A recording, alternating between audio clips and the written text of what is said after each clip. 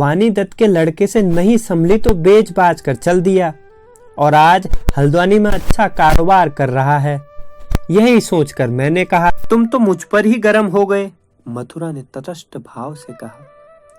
अपनी आकस्मिक उत्तेजना को लेकर स्वयं जीवानंद थोड़ा संकोच में पड़ गया था। मथुरा ने अपने तर्क से उसे और भी निरुत्तर कर दिया। उसे चुप देखकर मथुरा का साहस बढ़ गया और जीवानंद को समझाने लगा, तब क्या खेतों को बंजर रखोगे? आज 10 दिन से हलवाहे के पीछे परेशान हो।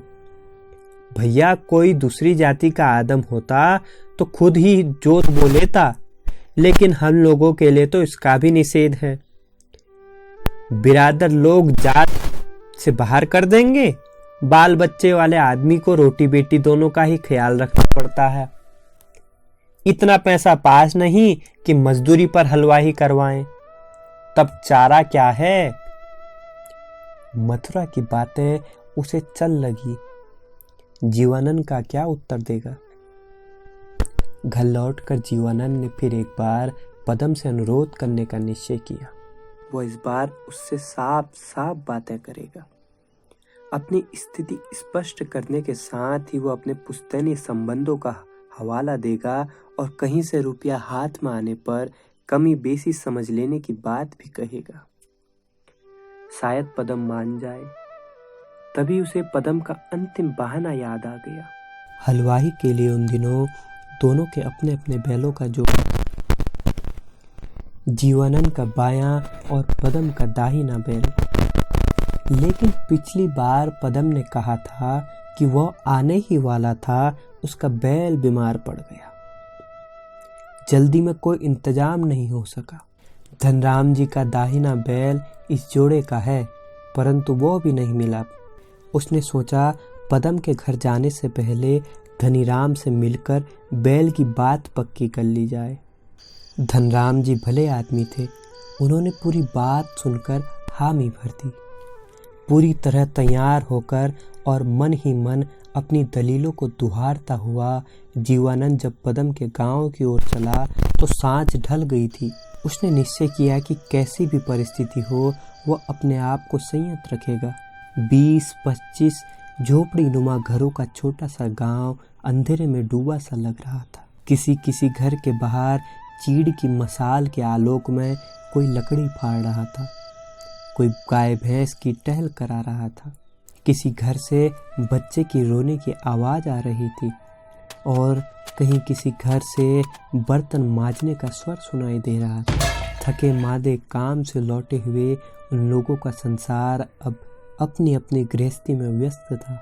जीवानंद को संतोष हुआ कि उसे 20 उत्सुक निगाहों का सामना नहीं करना पड़ा। उसकी उपस्थिति का आभास पाकर सहसा एक कुत्ता भौंकने लगा। जीवानंद उसे पुचकारता हुआ चुप कराने का प्रयत्न कर रहा था कि 4-5 और कुत्तों ने आकर समावेत स्वर में भौंकना शुरू कर दिया। जीवानंद को विवश होकर ऊंचे स्वरों में कुत्तों को दुत्कारना ही पड़ा। कौन है? बूढ़े प्रतिराम ने अपने आंगन की दीवार पर बैठे बैठे हाँक दी तो कई आकृतियां अपने अपने दरवाजे पर आ गई। मैं हूं पतिराम, पदम से कल जोताई के लिए तय करने आया था। जीवानंद ने कहा, अपना नाम बताने में जैसे उसे हेटी का अनुभव हो रहा हो। बचुली भौजी, तुम्हारे मालिक पदमदा को बुला रहे हैं। किसी बच्ची ने गुहार लगाई। बेचारे को 10 दिन से चक्कर लगवा रहा है। किसी बुढ़िया ने अपने पड़ोसी से यह बात यद्यपि धीमे स्वर में कही थी, पर जीवानंद के कानों तक पहुंच गई। जीवानंद के लिए अब वहां अधिक रुकना दुभर होता जा रहा था। बचुली और पदम न आते तो वह भी शायद उसे सुबह खेत पर आने के लिए हाँक लगाकर चल देता। परंतु तभी बचुली ने आकर सूचना दी कि पदम को 8-10 आदमियों के साथ ठेकेदार ने बागेश्वर वाले काम पर भेज दिया है और वह 2-3 दिन में लौटेगा। उसकी बातों में किसी प्रकार की बनावट का आभास जीवानंद को नहीं लगा। घर लौटने पर जीवानंद हताश हो गया था। विपत्ति के समय लोग अपनी गृहिणी से सलाह मशवरा करते, लेकिन जीवानंद का स्वभाव इसके ठीक विपरीत था। जितनी ज़्यादा विपत्ति उस पर पड़ती वह उतना ही अंतर्मुखी होता जाता। जीवानंद ने गोठ में घुसकर अपने बैलों को थपथपाया। बहुत दिनों बाद उसने इतने ध्यान से अपने इस पशु को देखा था। स्वयं जीवानंद को आश्चर्य हुआ कि आज तक उसने रत्ना गाय के अतिरिक्त और किसी पशु की ओर ध्यान तक नहीं दिया था। मालिक का दुलार पाकर खैरा बैल जुगाली करता हुआ टुकुर टुकुर उसे ताकने लगा, जैसे कह रहा हो, मालिक जो कहोगे मैं करने को तैयार हूँ। जीवानंद देर तक उसकी पीठ और गर्दन सहलाता रहा और फिर सिर झुकाकर संकरे दरवाजे से बाहर निकल आया। गोठ में प्रवेश करते समय खैरा के प्रति वह जितना भी विरक्त था, बाहर निकलने तक उतनी ही आत्मीयता से भर उठा था। गोठ की दीवार पर पदम का हल टंगा था। उसे वह महीनों पहले वहां रख गया था। जीवानंद खड़ा खड़ा उसे ताकता रहा। उसके मन में पदम के प्रति क्रोध उमड़ रहा था। कुल्हाड़ी उठाकर हल्के टुकड़े टुकड़े कर देने की बात रह रह के उसके मन में उठने लगी। नुकीले चोंच सरी के फाल के साथ मिट्टी में सनी हुई दाबी किसी घायल पक्षी की तरह नीचे की ओर झुकी हुई थी। दाबी की इस लकड़ी के लिए उसने स्वतः ही धर्म सिंह का एहसान लिया। जीवानंद ने मन ही मन सोचा, हर चीज के लिए पदम उस पर जिम्मेदारी डालकर अलग हट जाता था। इतना सब कुछ करने पर भी उसने कभी एहसान नहीं माना। अपनी बेबसी और लाचारी की आग में कुड़ते हुए जीवानंद के लिए जैसे दीवार पर टंगा हुआ हल ही अब पदम से बदला लेने का एकमात्र साधन रह गया था। उसने आगे बढ़कर हल को उठाकर तोड़ देने का निश्चय किया। सहसा रुका और गांव के कुछ बड़े बूढ़ों का कहना उसे याद आ गया।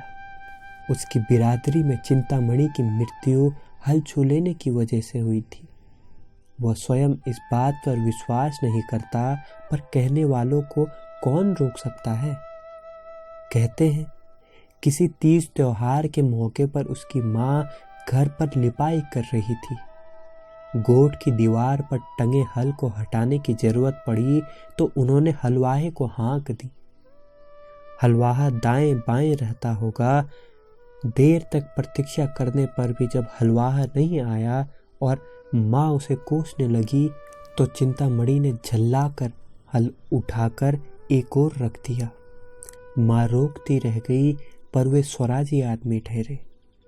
हल रखते रखते ही न जाने कैसे उसका नोकीला फाल उनकी एड़ी के पास चुभ गया और वही उनकी मौत का कारण बन गया।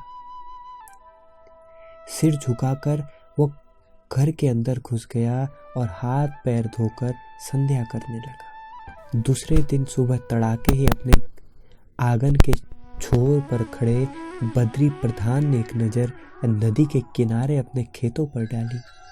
उनका हलवाहा अभी खेत में नहीं पहुंचा था, लेकिन बगल वाले जीवानंद के खेत में जुताई शुरू हो गई थी।